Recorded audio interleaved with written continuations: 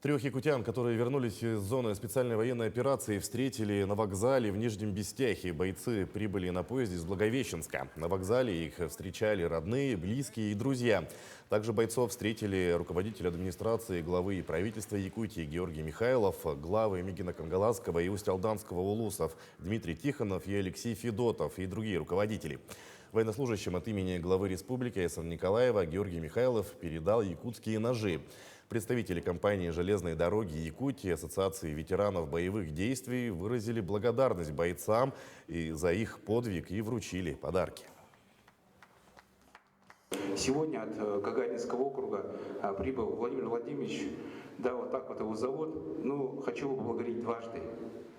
Во-первых, он сам прибыл сегодня оттуда, и его сын, тоже Владимир Владимирович, продолжает службу там, защищает нашу родину, наших людей. Это очень важная, большая миссия.